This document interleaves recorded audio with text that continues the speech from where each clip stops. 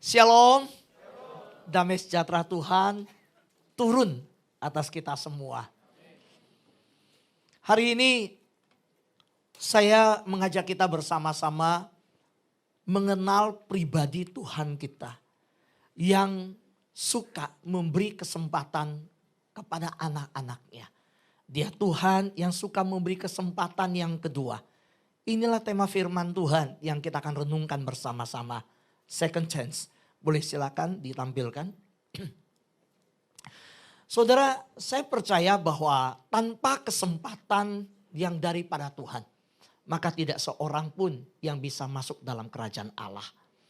Oleh karena Tuhan yang bermurah hati, maka di dalam perjalanan kehidupan Petrus memperoleh kesempatan kedua. Bileam memperoleh kesempatan yang kedua. Termasuk Yunus juga memperoleh kesempatan yang kedua. Seringkali kalau kita mau sikapi perjalanan hidup kita, kita adalah orang-orang yang mendapat kesempatan kedua. Amin. Hari ini kita orang-orang yang punya berkat Tuhan seperti ini. Mari saya ajak kita perkatakan firman Tuhan. Yunus pasal 1 ayat 12. Ya, kita sebutkan firman, kita dengar sendiri suara kita memperkatakan firman itu. 1, 2, 3. Sahutnya kepada mereka, angkatlah aku, campakkanlah aku ke dalam laut. Maka laut akan menjadi reda, tidak menyerang kamu lagi. Sebab aku tahu bahwa karena akulah badai besar ini menyerang kamu. Ini adalah percakapan Yunus dengan orang-orang yang ada di kapal yang sedang menyelamatkan diri dari angin badai yang besar. Di mana kapal yang mereka tumpangi sedang dihantam oleh gelombang yang mengamuk dan mereka sudah berusaha membuang barang-barang dari kapal mereka. Tetapi badai tidak reda, nyawa mereka terancam. Dan di dalam kepercayaan, tradisi yang ada waktu itu mereka membuang undi. Seperti di Kisah Para Rasul ketika memilih murid yang ke-12 menggantikan Yudas, membuang undi. Jatuhlah itu pada Yunus. Mereka bingung. Mengapa badai yang sedahsyat ini mengamuk oleh karena orang ini? Siapa orang ini? Apa pekerjaannya? Saudara, mari kita flashback melihat. Siapa sih Yunus dan apa pekerjaannya? Yunus adalah seorang nabi Tuhan. Nabi itu menyampaikan apa yang dari atas kepada yang di bawah. Nabi adalah penyambung lidah Allah. Di mana ketika yang di atas berbicara, dia berkata, demikianlah firman Tuhan. Dia menyampaikan. Beda dengan imam. Kalau imam menyampaikan permohonan yang dari bawah kepada yang di atas. Itu imam. Lihat arahnya beda. Kalau boleh, ini ada online service. Ada yang dari YouTube ikut? Ada ya? Oh oke.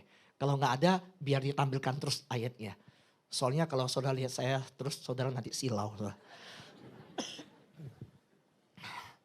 Nanti lebih lamaan sedikit ya tampilkan slide-nya ya. Saudara, ketika Yunus sebagai nabi Allah, ada prinsip yang harus dia pegang. Yaitu apa yang Tuhan suka, dia harus suka. Apa yang Tuhan perintahkan, walaupun dia gak senang, dia harus jalankan. Amin saudara. Itu seorang nabi Tuhan. Penyambung lidah Allah. Apa yang Tuhan katakan, dia harus katakan. Dan apa yang Tuhan tidak katakan, jangan dikatakan. Karena ketika Tuhan tidak berfirman dan tidak mengatakan, dia mengatakannya, maka itu disebut nabi palsu. Nah lihat perbedaan, nabi penyambung lidah Allah dari atas bicara ke bawah. Imam menyampaikan dari bawah kepada yang di atas. Sebagai nabi Tuhan, Yunus diutus ke Niniwe. Dia gak mau. Dia gak mau. Kenapa? Niniwe kota besar dari sebuah ibu kota dari sebuah negara yang bermusuhan dengan Israel. Yunus menginginkan kota ini dihukum oleh Tuhan. Tuhan bilang enggak. Aku panggil kamu pergi ke sana beritakan pertobatan. Sebab Tuhan yang saudara dan saya percaya dikatakan di Alkitab adalah Tuhan yang tidak menginginkan kematian orang fasik. Amin. Yunus gak mau. Nah ini saudara pengalaman saya ketika melihat ada anak rohani saya. Kami lama udah gak ketemu dan saya lihat profil WA-nya. Dia memasang sebuah profil yang saya masih ingat hamba Tuhan itu begini gayanya. begini, tangannya terus begini. Lalu ini ada kata-kata yang ditulis. Bapak Ibu tahu kan kalau pagi-pagi sering terima di grup, dikirimin ada gambar bunga, ada kata-kata. Gitu kan ya. Ada gambar apa, laut, matahari terbit, terus selamat pagi disapa ada kata-kata. Nah ini quotes ya, kata mutiara. Katanya begini kalimatnya. Apa yang engkau mau, Tuhan mau. Apa yang engkau suka, Tuhan suka. Saya bilang, yang kamu pasang itu keliru loh. Waduh. Dia panggil saya Boksu. Masa sih Boksu? Ini hamba Tuhan besar. Iya saya hargai, saya kenal. Enggak apa-apa, kita bukan kritik orang. Enggak. Tapi kamu harus tahu yang kamu pasang itu keliru. Loh kelirunya di mana Boksu? Gini loh. Kekristenan itu mengajarkan kita teosentris. Teos itu Tuhan. Sentris itu pusat. Berarti Tuhan yang jadi pusat. Kalau di luar kekristenan, kita tahu ada pengajaran namanya antroposentris. Antropos itu manusia. Makanya di sekolah ada pelajaran namanya antropologi. Betul kan ya? Antropologi. Antropos itu manusia. Antroposentris itu manusia menjadi pusat. Nah, saudara kalau Tuhan jadi pusat, maka apa yang Tuhan mau, aku mau. Apa yang jadi kehendak Tuhan, jadilah kehendakmu, bukan kehendakku. Kalau kalimat tadi dengan gaya begini, apa yang kau mau Tuhan mau. Apa yang kau suka Tuhan suka. Itu teosentris atau antroposentris? Hah? Antroposentris. Manusia jadi pusat saudara. Dan kekristenan di dalam Alkitab tidak pernah mengajarkan manusia jadi pusat. Tapi Tuhan yang menjadi pusat. Boleh tepuk tangan bagi Tuhan kita yang berkuasa? Itu Tuhan yang jadi pusat. Nah, saya bilang gimana setelah dijelasin. Oh iya sorry. Saya turunin WhatsApp statusnya. Dihapus sama dia. Makanya kalau pasang WhatsApp status hati-hati Bapak Ibu. Saudaraku yang terkasih dalam Tuhan, inilah yang terjadi pada Yunus. Yunus ingin apa yang dia mau, Tuhan mau. Apa yang dia suka, Tuhan suka. Tuhan aku mau Niniwe dihukum. Aku mau Niniwe binasa. Tuhan enggak, aku mau diselamatkan. Sekarang maunya siapa yang didahulukan? Sebagai Nabi Tuhan hanya dua prinsip. Tunduk, taat. Sama-sama katakan. Kemauan Tuhan. Yunus gak mau. Dia pergi ke Yafo, dia beli tiket, dia berangkat ke Tarsis. Saudara apa yang terjadi? Ketika dia ke Tarsus ya, saudara, waktu berangkat, Tuhan bikin dia memperhatikan panggilannya. Saya percaya badai yang Tuhan turunkan, supaya Yunus memperhatikan panggilannya. Tuhan turunkan angin badai. Nih perhatiin nih panggilanmu. Saudara, Yunus merasa bisa pergi dari hadirat Tuhan. Dia merasa di dalam pasal 1 catat. Dia pergi jauh dari hadapan Tuhan. Loh Mazmur padahal bilang. Kemanakah aku dapat pergi. Yuk sama-sama nyanyi. Menjauhi rohmu Tuhan. Ku mendaki langit. Namun engkau ada di sana. Saya boleh lamar jadi WL di sini? Bapak Ibu terkasih dalam Tuhan. Mazmur berkata tidak ada seorang pun yang bisa pergi dari hadapan Tuhan. Dan jauh dari hadapan Tuhan. Allah yang saudara sembah. Allah yang saudara sembah. Yang saudara percaya. Dan yang engkau percaya. Adalah Allah yang maha hadir. Omnipresent. Karena dia omnipresent. Dia maha hadir. Betapa bodohnya Yunus. Dia coba pergi dari hadapan Tuhan. Tuhan bilang Yunus enggak bisa. Maka turunlah angin badai yang besar. Dan ketika orang-orang di kapal sudah kehabisan ide, kehabisan tenaga. Dan di ujung tanduk dalam keadaan menghadapi maut. Mereka menemukan orang inilah penyebabnya. Lalu bertanyalah mereka, siapakah engkau? Dan apa pekerjaanmu? Yunus menjawab. Sahutnya kepada mereka. Baca sama-sama. Aku seorang Ibrani, aku takut akan Tuhan. Allah yang mempunyai langit, yang telah menjadikan lautan dan daratan. Oke stop. Saudara, orang Ibrani. Waduh bangganya dia. Aku orang Ibrani. Ibrani itu dia menguasai Talmud, dia menguasai Zabur, dia menguasai Taurat, Umur 12 tahun dia sudah selesai baca Taurat. Dia menguasai dan disebut anak barmiswa. Aku orang Ibrani, aku takut akan Allah. Orang yang takut Allah, mungkinkah melawan Allah? Di sini kontradiksinya. Pengakuan mulut bisa ngomong, itu statement of fact, bisa ngomong. Oh, doktrin saya segini, teologi saya begini. Tuhan bilang bukan doktrinmu, bukan teologi. Lu jalanin firman enggak? Kalau firman, kita bilang gini, panjang begini, kamu taunya, yang dijalanin segini, yang jadi milik kita seberapa? Segini, betul? Iya. Wah, aku tahu. Saudara, dari kecil saya udah hafal, walaupun saya gak bisa Mandarin. Orang bilang, kamu bisa Ciangko, sebuah punya Ciangko, iya. Tapi saya tahu, 我信上帝全能的父，创造天地的主。我信我主耶稣基督，上帝的独生者。Loh kok kamu tahu? Lihat dari kecil dengar pernyataan iman. Gue hafal. Sudah orang boleh berkata, aku orang Ibrani seperti sekarang. Aku adalah anak Tuhan, aku takut akan Allah. Tapi aku taruh di berangkas saya 30 miliar hasil dari pajak. Orang boleh berkata, aku orang Ibrani, aku takut akan Allah. Yang dimana mata Allah lebih tajam dari CCTV. Tapi dia tembak ajudannya, dia sembunyikan CCTV-nya, dia rusak CCTV-nya. Saudara terkasih di dalam Tuhan. Ini pernyataan, ingat. Jadi pelaku firman, bukan pendengar saja. Amin. Saudara terkasih dalam Tuhan. Ketika saya mempelajari Yunus pasal 1, pasal 2, pasal 3 strukturnya. Kalau saudara lihat Yunus itu gak banyak pasal, 4. Saudara, Yunus pasal 1, kita melihat Yunus itu lari dari Tuhan. Di Yunus pasal 2, dia berlari kembali ke Tuhan.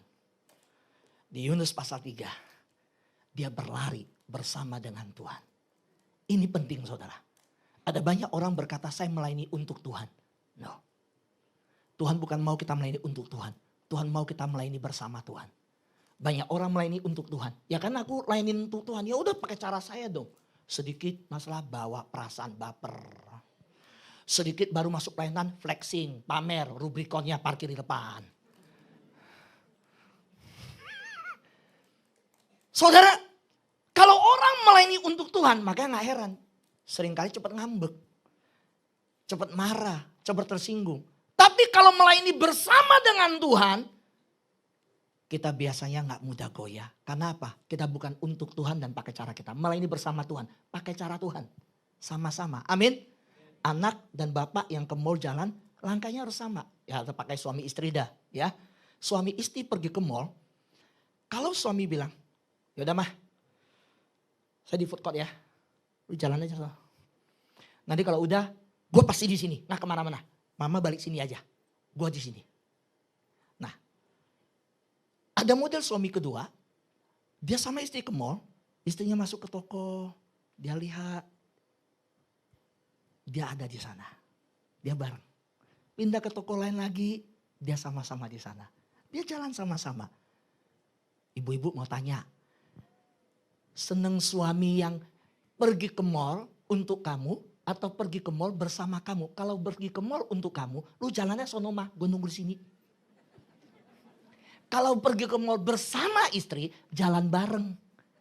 Coba saya ingin tanya, istri-istri angkat tangan yang seneng suami jalan bersama ke mall. Coba lambaikan tangan.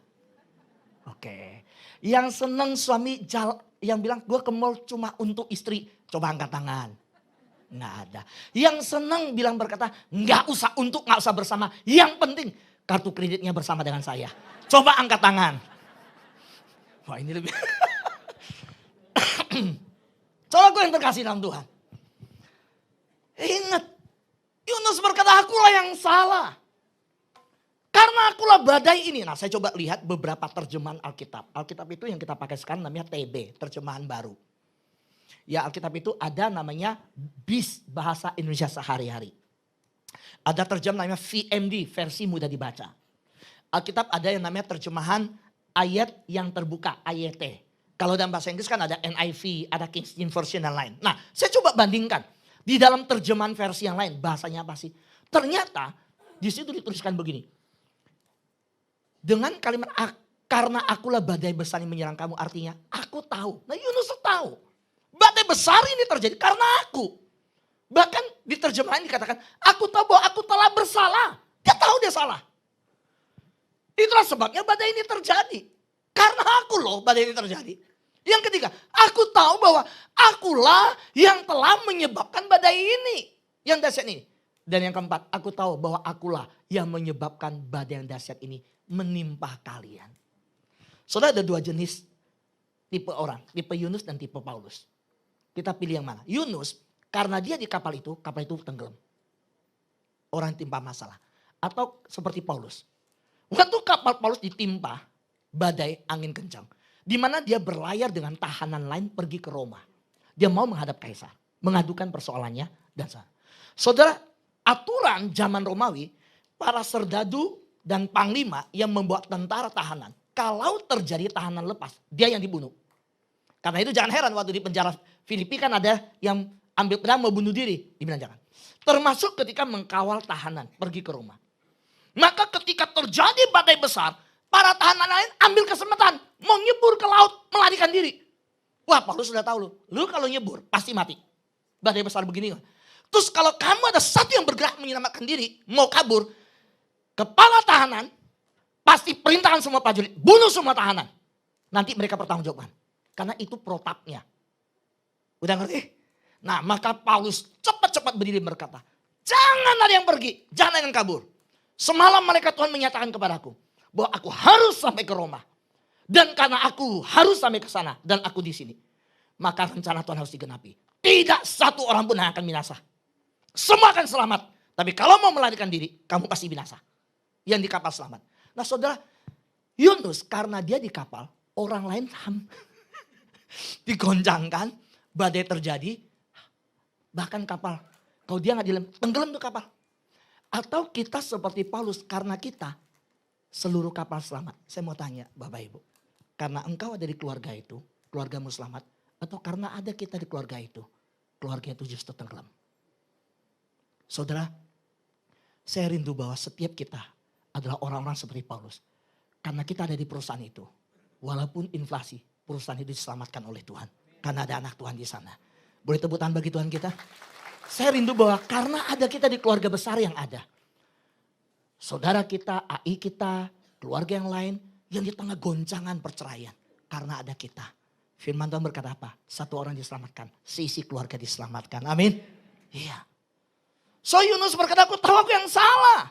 Akulah yang telah menyebabkan badai besar ini. Saudara, Yunus merasakan rasa yang gimana ya hadapin orang luar yang tahu dia takut Allah, justru melarikan diri dari Allah.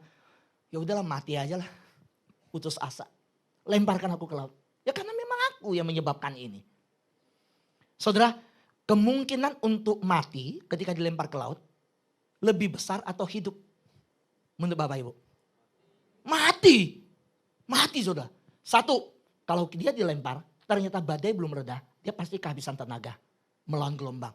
Lelah, pasti mati. Kedua, kalaupun gelombang reda, dia dilempar, udah ditinggal, bisa mati kedinginan. Betul kan? Yang ketiga, kalau dilempar ada ikan buas, dia bisa diserang oleh ikan hiu ganas dan lain. Bisa mati. Kemungkinan mati jauh lebih besar dibanding hidup. Tapi bukankah kita melihat Tuhan peliharakan Yunus? Bahkan cara Tuhan pelihara sangat unik di dalam perut ikan. Siapa yang pernah makan perut ikan hipiao? Hauce oh. Hausit oh. Orang Bangka bilang hausit. Tapi siapa yang pernah berdoa di perut ikan? Oh itu gak pernah Pak. Nah saudara yang terkasih yang Tuhan, inilah second chance. Inilah kesempatan yang Tuhan berikan. So ketika Yunus dilempar ke laut harusnya lebih banyak kemungkinan mati. Tapi atas penentuan Tuhan. Apa arti atas penentuan Tuhan? Lihat dulu. Ada 4 hal. Wah saya kagum ketika, wih dahsyat loh. Tuhan mengutus seekor ikan. Tuhan memilih seekor ikan. Tuhan telah menetapkan seekor ikan. Tuhan mendatangkan seekor ikan. Semua ini karya Tuhan. Boleh tepuk tangan bagi Tuhan kita? So, saya percaya yang hari ini datang ke gereja. Dari anak-anak sampai dengan remaja semua. Bukan karena kita yang hebat mau cari Tuhan. Tapi kuasa Tuhan bekerja di hati kita, menggerakkan kita untuk cari Tuhan. Amin. Mungkin pasangan kita enggan. Mungkin kita udah mulai kesel, istri kita pasang bulu mata. Yang anti badai. Lama banget sih mah, ibadah jam 10 LKD. Cepet dong, tunggu dulu ini anti badai. Terus mungkin istri kita turunin boni yang cetar. Gitu kan. Lama kita udah mau ribut. Tapi akhirnya kita bisa datang kan. Kita ngalamin hadirat Tuhan kan. Amin. Atas penentuan Tuhan. Tuhan bekerja. Saudara yang terkasih di dalam Tuhan. Ketika saya melihat kalimat-kalimat ini saya kagum kepada cara Tuhan. Yang bisa memakai seekor ikan itu binatang. Lihat ya. Kalau kita hidup di hadapan Tuhan. Tidak mau dipakai di dalam misi Tuhan, pekerjaan Tuhan. Tuhan bisa pakai sesuatu yang kita gak kepikir. Artinya gini, saya melihat, saya pelajari Alkitab justru orang-orang yang rasul, nabi. Tuhan ingatkan mereka. Justru pakai yang gak punya akal budi. Binatang ada akal budi gak? Gak ada. Walaupun saudara bawa anjing saudara pergi ke Central Market di Peak. Sampai ke sana saling berkomunitas, anjingnya main. Ya ampun, saya dengar sekali masuk, sekali keluar, bayar, mandi, berenang, bisa 2 juta. Itu ngumpul yang hobi anjing kan, ngumpul di situ. Tapi saudara yakin, nah dari dulu sampai sekarang perkumpulan anjing tidak pernah menghasilkan teknologi. Betul kan? Nggak pernah. Karena mereka gak punya akal budi kan. Gak ada.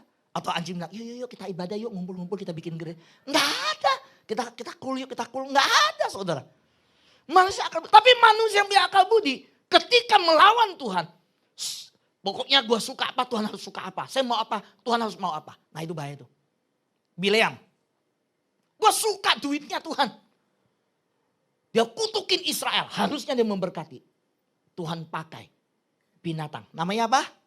Keledai. Bicara sama dia. Keledai itu apa? Binatang. Ada akal budi gak? Gak ada.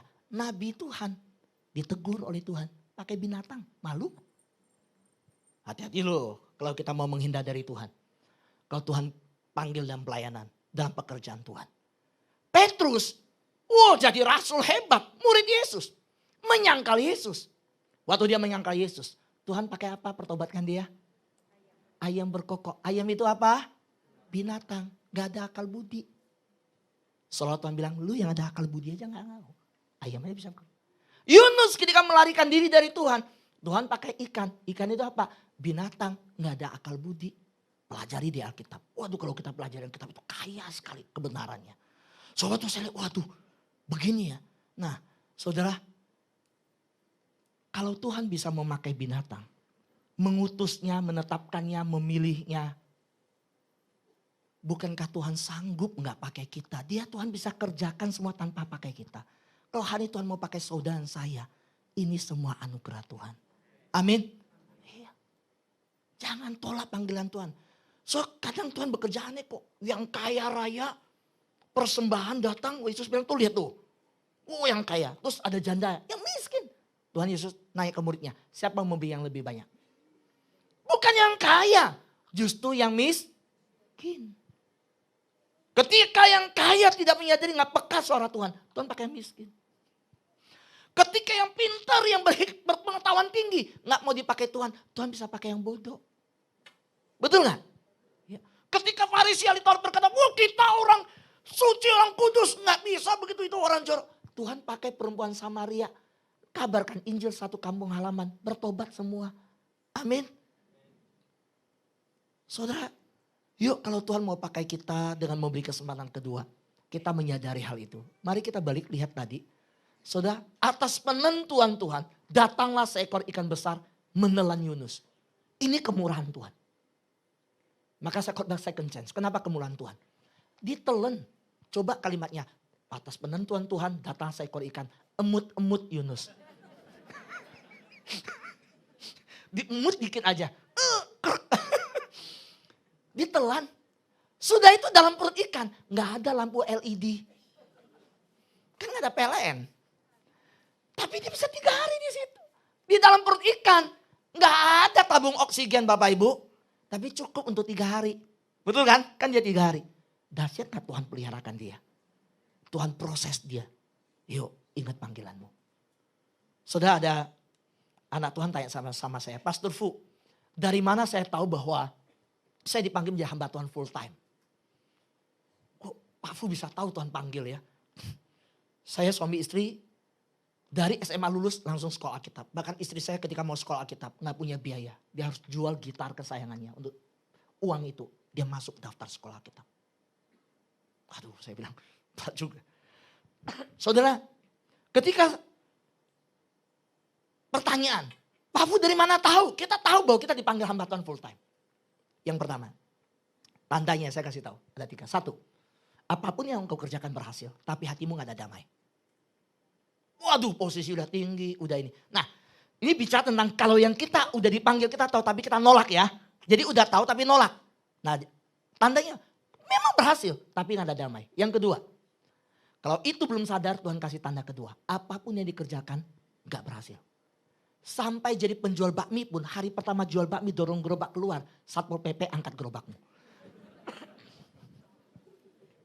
Tanda kedua, masih gak sadar, Tuhan kasih tanda ketiga. Jangan sampai ini terjadi. Ini jangan sampai terjadi. Yaitu apa?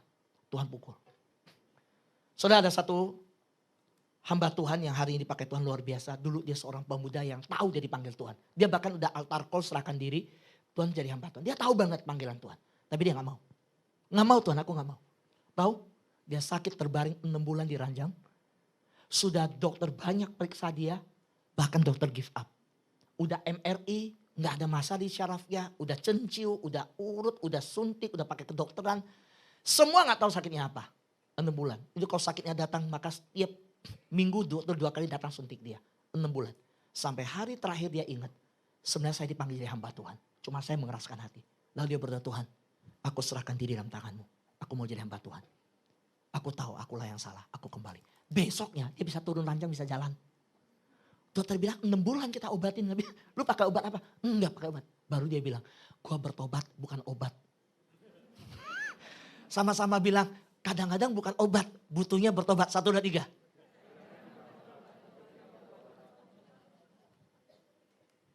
Saudaranya bisa jalan. Ayo, tadi yang pertama kalau dipanggil jadi hamba Tuhan, kita udah tahu jadi hamba Tuhan, kita gak mau nih. Nah Tuhan akan kasih tanda. Tanda yang pertama tadi apa? Apapun yang dikerjakan berhasil Pak. Loh kok sampai berhasilnya? Jangan hafal yang kalimat pertama, apapun yang dikerjakan berhasil. Berhasil! Nggak ada damainya, jangan ditinggal. Ini anak Tuhan kalau dengar kata berhasil, sukses, hafalnya cuma sampai berhenti di situ. Lanjutin, nggak ada damai. Kedua, apapun yang dikerjakan gagal. Kalau tanda kedua ini belum sadar, tanda ketiga Tuhan pukul. Yaitu apa? Tuhan bisa izinkan sesuatu seperti yang terjadi pada Yunus. Betul nggak? Doa di perut ikan. Saya nggak tahu gereja di Indonesia ada nggak yang bikin rumah doa, ruangan doanya ikan yang lagi buka mulutnya. Coba deh sesekali gereja bikin begitu. Mungkin RKD. Waktu masuk orang datang ke rumah doa RKD, yuk datang. Waktu datang, kenapa ini giginya tajam mulut buka. Terus waktu masuk ada amis-amis dikit gitu. Saudara, mari kita lihat. Atas penentuan Tuhan, seekor ikan menelan. Dan Yunus tinggal dalam perut ikan itu 3 hari, 3 malam lamanya. Next, kita lihat. Atas penentuan Tuhan sudah saya jelaskan. Kita lihat. Lalu disitulah akhirnya Yunus berdoa sama Tuhan. Dia mau dikerjain apa? Dia gak bawa handphone waktu terjun ke laut. Gak bisa main game, ya kan? Apa yang bisa dikerjakan di perut ikan? Inilah 3 hari di perut ikan. Dia berdiam diri. Dia mulai merenungkan. Dan dia berkata, yuk baca sama-sama. 1, 2, 3. Dengan ucapan syukur, akan kupersembahkan korban kepadamu. Apa yang kunazarkan, akan kubayar. Keselamatan adalah dari Tuhan. Lalu berfirman Tuhan kepada ikan itu. Dan ikan itu pun memuntahkan Yunus ke darat. Saya mau tanya di atas. Waktu Yunus doa ini, apakah Yunus sudah keluar dari perut ikan? Belum. Wah hari ini semangat, yang ditanya di atas bawa ikut jawab. Puji Tuhan begini saudara, kalau saudara tegang saya jadi tegang kan. Saudara waktu Yunus berdoa seperti itu, apakah Yunus tahu bahwa dia akan keluar dari perut ikan? Enggak tahu. Enggak tahu. Bahkan apakah bisa keluar apa enggak, juga enggak tahu. Betul? Tapi lihat kalimatnya apa. Aku mau bersyukur, aku mengucap syukur. Dalam terjemahan bahasa lain, aku mau bersyukur kepada Tuhan. Loh, bersyukur loh. Dan dia bilang apa? Keselamatan adalah dari Tuhan. Artinya apa? Gua nanti keluar selamat apa enggak? Bukan kemampuan saya. Tusuk berikannya, udah 3 hari berupaya. Bukan urusan saya. Keselamatan itu benar-benar kalau saya bisa keluar selamat, itu dari Tuhan. Amin. Iya. Termasuk Niniwe. Waktu Yunus diutus Tuhan ke Niniwe. Soal selamat apa enggak, bertobat apa enggak. Dia gak usah doain orang supaya gak bertobat. Gak usah doain orang binasa. Soalnya keselamatan itu urusan Tuhan kok. Amin. Termasuk Asbury University yang ketika terjadi kebangunan rohani. Saya mau sampaikan. Kebangunan rohani itu bukan milik kita. Itu karya Tuhan. Gak usah bikin-bikin. Itu urusan Tuhan. Amin. Urusan kita cuma taat sama tunduk. Ya kan? Itu aja. Keselamatan adalah dari Tuhan. Dia gak tahu. Gue akan keluar selamat gak? Itu urusan Tuhan. Tapi sikap hati, pikiran dan sikap hidupnya udah jelas. Aku mau bersyukur kepada Tuhan. Nah sekarang saya mau tanya. Dia kan gak tahu dia akan keluar selamat apa enggak. Dia gak tahu jawaban doanya dijawab apa enggak. Tapi dia bersyukur, mengucap syukur. Nah yuk saya ajak kita hidup dan penuh ucapan syukur. Saya tidak akan masuk lebih dalam tentang ucapan syukur. Saya ada sebuah pengajaran khotbah yang saya siapkan tentang mengucap syukur itu menurunkan stres. Ya, kenapa? Saya memulai dari firman Tuhan yang berkata keadaan manusia pada akhir zaman. Siapa yang tahu keadaan manusia pada akhir zaman? Ayat Alkitab berkata, tahu kan ya? Apa? Sombong, flexing lah, ya kan? Tidak tahu terima kasih, fitnah, marah, tidak peduli agama, gosip, wah segala macam. Saya mau tanya, hidup, nih keadaan akhir zaman akan seperti itu. Berarti kita akan hidup di tengah orang-orang yang baik seperti itu. Stres gak saudara? Kalau kita gak hidup bersyukur, stres loh. Betul kan? Dekat orang begitu, karena keadaan akhir zaman seperti itu. Nah, yuk saya ada waktu bahas itu, kita masuk ke yang ini. Yunus menunjukkan kepada kita bagaimana berterima kasih kepada Tuhan. Sebelum menerima jawaban doa. Perbedaan orang percaya, terima kasih. Kalau iPad-nya diangkat saya udah tahu sisa 5 menit. Thank you. Makasih ya dek. Saudara yang terkasihan Tuhan. Karena tidak ada ibadah ketiga. Maka saya lanjutkan 25 menit lagi khotbahnya. Boleh saudara? Adiknya bilang kok gitu ngapain gue ngangkat tabletnya. Saudara. Ketika kita beli rumah baru kita ucap syukur. Undang hamba Tuhan kita ibadah. Ketika kita pindah rumah kita ucapan syukur. Ketika anak kita selesai kuliah kita bikin ibadah ucapan syukur. Kita ulang tahun bikin ucapan syukur. Saya mau tanya orang dunia lakukan itu juga? Ya kan? Lalu bedanya apa kita anak Tuhan dan orang dunia? Lalu ucapan syukur itu orang dunia juga ucapan syukur. Bedanya apa? Apa perbedaan? Mengucap syukur sebelum doa dijawab. Dengan mengucap syukur setelah doa dijawab. Kalau setelah doa dijawab semua mengucap syukur. Waduh dapat rumah baru. Waduh dapat menantu yang baik. Waduh anak saya menikah. Waduh dapat cucu. Orang dunia lakukan. Bedanya apa? Sebelum dijawab dengan setelah dijawab. Ada yang tahu? Kalau tahu keluar dari sini silakan ambil kunci mobil di depan. Urusan sama Pak Eko. Mobil siapa saya nggak tahu. Saudara, kalau saudara mengucap syukur setelah doa dijawab, itu cuma ucapan syukur biasa. Tapi kalau saudara mengucap syukur sebelum doa dijawab, itu namanya apa? Iman. Boleh tepuk tangan bagi Tuhan kita? Itu iman. Itu iman. Kan saya bilang, Yunus gak tahu dia akan keluar apa enggak dari perut ikan. Dia tidak tahu juga kapan akan keluar. Gak tahu. Tapi dia berkata, aku bersyukur Tuhan. Keselamatan itu dari Tuhan. Urusan Tuhan deh mau saya keluar apa enggak. Tapi gue mau bersyukur sama Tuhan. Gini. Pak Eko ya. Pak Fu. Besok ibadah di RKD ya. Nah ya kan. Pak Fu ada bahan khotbah gak? Kalau ada PPT kirimin biar kita siapin multimedia. Dia WA. Oh thank you Pak udah reminder saya khotbah. Contoh nih. Ini contoh ya. Thank you Pak udah ingetin. Terus Pak Eko tahu saya orang Bangka. Di sini ada orang Bangka? Coba angkat tangan. Cip kangin kok gak mau ngaku. Saudara. Terus Pak Eko bilang. Karena dia tahu saya orang Bangka. Dia kan orang Kudus kan. Tapi dia tahu saya orang Bangka. Pak. Besok aku ada pempek enak nih. Gue bungkusin. Besok gue kasih. Dia ngomong gitu. Gue balas dong. Makasih Pak Eko.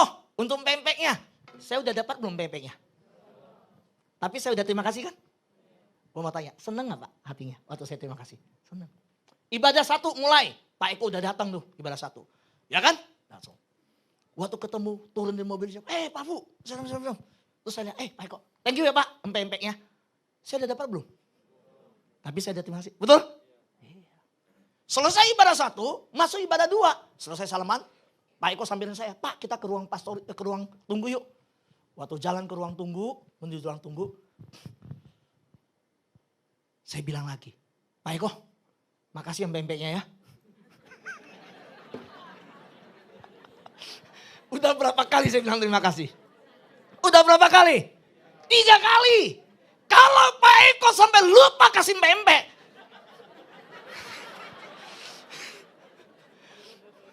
Kebangetan gak? Pak, sorry Pak ini bercanda contoh. Jangan dianggap serius. Kalau mau diseriusin boleh Pak. Saudara bayangkan manusia aja senang saudara bisa thank you sama kita. Betul? Walaupun menerima. Senang gak hati? Senang. Tapi ingat manusia bisa lupa loh. Tetapi Tuhan yang sama saya punya. Yang tidak pernah lupakan janjinya. Boleh tepuk tangan bagi Tuhan kita. Dia bukan Tuhan yang mengingkari janjinya. Karena itu kenapa kita tidak mengucap syukur sebelum doa dijawab. Kenapa menunggu setelah baru mengucap syukur. Mari hari ini kita belajar dari Yunus yang pernah gagal diberikan kesempatan kedua. Yunus melahirkan sebuah doa yang luar biasa. Aku bersyukur kepadamu Tuhan. Keselamatan itu dari Tuhan. Mungkin engkau belum punya anak. Mungkin engkau mengalami saat ini keluargamu dalam pernikahan ada ketidaksetiaan. Bisa jadi engkau belum dapat pekerjaan. Dan bahkan kontrakmu harus dilanjutkan tahun ini. Dan sebelum engkau mendapatkan semua kebutuhan itu. Bolehkah saja kita bersyukur sama Tuhan? Jangan tunggu udah dijawab baru bersyukur. Tetapi kita bersyukur. Karena bersyukur sebelum doa dijawab. Itu adalah iman. Amin. Ya. Saudara yang terkasih Tuhan, Tuhan sungguh baik. Akhirnya Tuhan perintahkan ikan itu memuntahkan Yunus. Weh gitu ya. Saya gak tahu dia mandi berapa hari dah. Dimuntahkan. Saudara lihat ketika dia keluar dari perut ikan. Di situ saya percaya second chance yang Tuhan kasih. Kesempatan yang kedua yang Tuhan kasih. Karena itu jika kita masih hidup. Seperti Yunus yang keluar dari perut ikan hidup. Misi saudara masih ada di depan saudara. Tidak peduli apa yang telah terjadi di masa lalu. Enggak, Tuhan gak peduli apa yang terjadi pada Yunus. Kalau mau bilang layak dihukum, siapa yang layak dihukum? Niniwe apa Yunus? Niniwe gak tahu Tuhan. Yunus tahu Tuhan. Tahu hukum melanggar hukum, hukumannya lebih berat. Bapak Ibu yang terkasih dalam Tuhan. Ada orang berkata, Pak saya gak punya mobil. Kalau saya punya saya jemput orang pelayanan. Pak saya gak punya motor, Pak saya gak punya talenta, saya gak bisa main musik. Saya tahu ketika kita bicara melayani seringkali kita pikir apa yang kita punya. Betul. Dan kita lupa apa yang kita sudah punya. Saya bilang, saudara, hanya saya mau tanya, saudara punya nafas? Ya punya lah, kalau gak punya mana bisa di sini kan? Punya nafas kan? Kalau masih punya nafas hidup, berarti masih ada misi yang dari Tuhan untuk hidup saudara. Amin. Kalau udah gak ada misi, selesai. Tuhan panggil. Walaupun saudara udah operasi plastik. Jangan pikir malaikat gak tahu siapa.